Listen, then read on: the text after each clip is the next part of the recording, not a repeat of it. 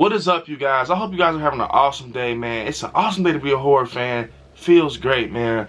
And today, you guys, I'm about to let it, bro. It's about to get crazy right now. I've been waiting for this. Today, we're gonna do spoilers with Black Phone. Oh my God, let's talk about it. I like scary.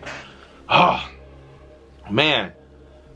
Black Phone is going to probably be by far the best movie that comes out this year.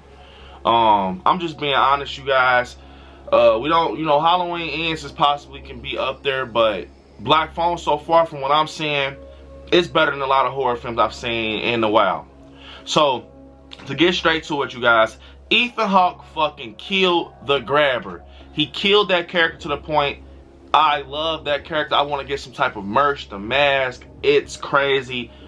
Man, freaking Finn and Gwen, I love those characters. They're brother and sister. So this story is basically about the Grabber. He's abducting kids, real life type of events. He's abducting kids from Finn and Gwen's school, and it's like, people that they know, and they're seeing like these flyers, that infamous, missing flyer everywhere, and they're seeing people just get dropped off slowly, So we a scene that I want to talk about that was so crazy. Okay, so his name was Robert. So he gets into a fist fight with this kid, and it almost looks like they kind of think, like, I thought he was the bully. Like, they was like, nah, we're not fans of him.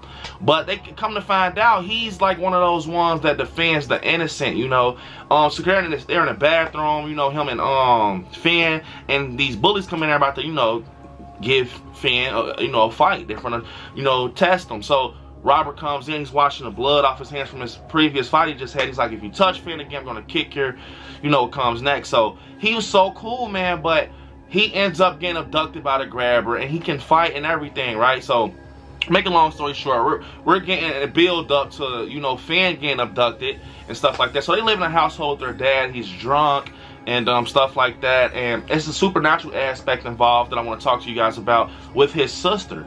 Gwen has a sidekick type of thing going on with her. Almost, I think it's passed down from her mother, but I think her mother did it wrong, and she kind of like, took her life with hers. If you want, want to put that together and stuff.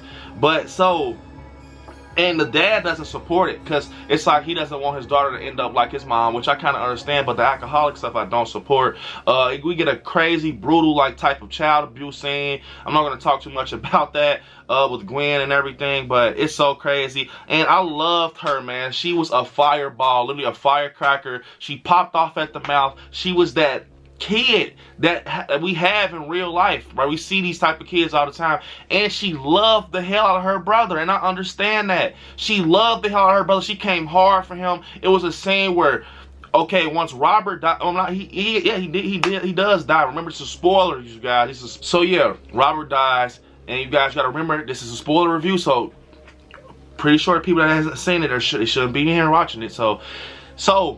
And it had this thing, one thing that I was talking to you guys about, if you've seen in a previous video with the non-spoiler review, when these people get abducted, they fade to black. We don't see any brutal killings and stuff. I wonder if it's because they were kids and kind of scared to show stuff like that, which I understand, but it was the way they faded it. So that editing was kind of off, but that's the only thing I can talk about. You will see in the rest of this video, I have nothing else to say that is like, it's basically missed opportunity, basically. But other than that, this film is crazy. So people are, the teens, it's that era. It takes place in 78, the same year as Halloween, the late 1970s. And, I love the way that it was shot and the attention to detail with this, man. And, to go back on the character of Finn, bro, you really feel like you know this kid. You are emotionally attached to him immediately. You see what he goes through, the trauma and everything, and you just see how he carries himself, and you want to kind of help him in a way because he's so innocent, and it's like he's just that kid, bro. And they come from a family that, that's, not that fortunate, and they, they're like low, they're in like low areas with houses and stuff like that. That makes sense. So it was so crazy to see how they stuck together. It's this scene where, they're getting, so Robert dies and he's getting jumped by the bullies that Robert stopped him from in the beginning.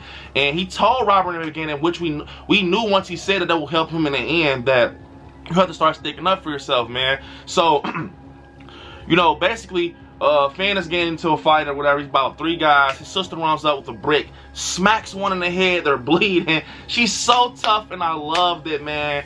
Gwen, you're an awesome character. And you know, she smacks him. He's bleeding out blood, like it's squirting. Then one of the guys kicks her in the mouth. She's bleeding, so she just sits right next to him by the fence, like, fuck. He kicked me too. I'm bleeding. I'm sorry I bust you in the head. Like, that's everybody in our theater cracked up, bro. And she's a firecracker. She's talking back to cops. They're trying to, cause I guess she said something to somebody about black balloons, but it's her sidekick Sense, and they're thinking that she really seen this guy in person. I don't believe her. But she's like, you guys are fart knockers and stuff like that. She's so funny. So, you know, Finn, he has this little spaceship thing. It's like a little sharp. I don't know if it's a pen or anything. But his sister always goes to her friend's house after school. So he's walking home one day. You kind of see the build up. Everybody's getting dropped off. So now it's obviously it's Finn's turn to get abducted. And we see that van with the abracadabra pull up.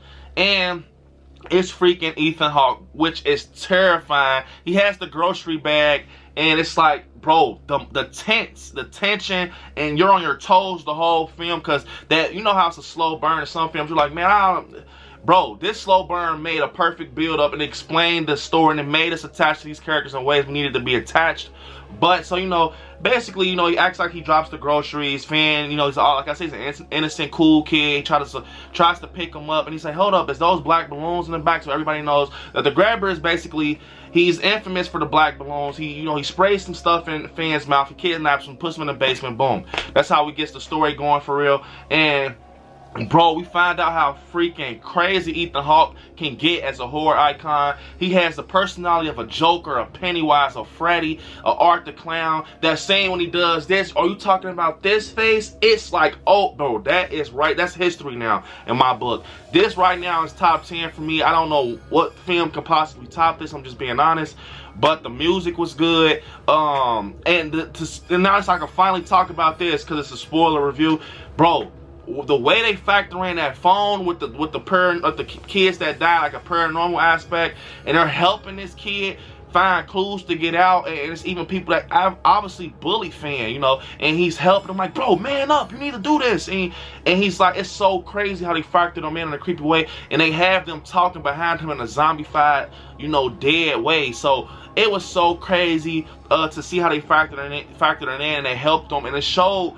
And it kind of made you more emotionally attached to him, showing you the effort that he tried to get out by climbing up this window, digging like a tunnel. He's creating booby traps. He even goes to the part where he goes so far, he digs a hole through the wall and ends up in this guy's freezer with all the steak and stuff, but he couldn't kick the other side of the door open. He's drinking toilet water. You feel so bad for him. He's crying.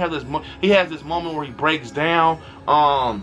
And basically they're telling you that you have to play the game. You have to play this game with the grabber. Like he wants you to sneak upstairs past so he can whoop you. He can whoop you and try to, and that's the only way he can like kill you. I want to say they're saying, like, yeah, he wants to play the game with you. So actually one of these times, Finn, you know, he mans up and he tries to go upstairs because one of the kids on the phone, I think it was called, his name was Paperboy. He tells him, like, you have to try it, because if you don't do it, you'll be locked out for the rest of your life. You need to go up there and at least try. So he gives him a code. The code is on the wall to his like bike lock. He took it from the kid that he killed, and he gets the door open. I swear, like, I didn't even know I was going to get to that point. And Ethan Hawke, that scene where he's laid out, he wakes up, he hears the lock because a dog is barking, and then freaking Finn runs out. He runs into the freaking truck, which everybody in our theater went crazy when that happened because he was so close to leaving. Boom. And yeah, he puts him back in the basement. And by the way, Ethan Hawke's brother lives with him, and he's trying to break the damn case of the grabber. The whole time your brother's the grabber, and he lives downstairs. So guess what? You know where it's going after this. He finds out his brother's being nosy. He goes in the basement and kills his brother off. But his sister's having these sidekick, like thoughts and stuff. She's trying to find her brother, and she does this little ritual thing with God, and he shows her stuff through her dreams, which I thought was cool. And she's having these little blank moments, but she started to get in moments where she can see where her brother was. She takes the cops there and stuff like that. So back to what I was saying, bro, this film has so much to know that, you know, Stephen King's son has stuff to do with it. You can definitely see the love letter aspect of Stephen King. It screams it. They have even some few Easter eggs for it. the film in there. But I just love that, you guys. This is definitely one of my top films. I love the pace. The jump scares were great. They weren't OD. I just feel like, you know, with Fan, bro, you really were attached to him, man. Like, I don't know, like, even Gwen, you know, he kind of wanted to understand the grabber too. They, you know, they did a good job of keeping him closed off, but he was so scary. Like, that scene when he did that, bro, I swear, with the face, and then he's like salt and pepper. Like, bro, Ethan Hawke, bro, that mask comes out in pieces. It's crazy. It's kind of like the mask like shows emotion. Like, if he has eyes, it's like he's like in demon mode. But if he has the mouth, he's kind of like mute. It was weird, bro, but it was creepy though. It was so creepy. The way he does his brother is out of this world insane. But the ending, bro, it was scenes where in my theater people were giving this movie a round of applause. People were jumping out their chairs, screaming. It was crazy. I bullshit you not. You guys, Black Phone is amazing. I definitely want to go see it again.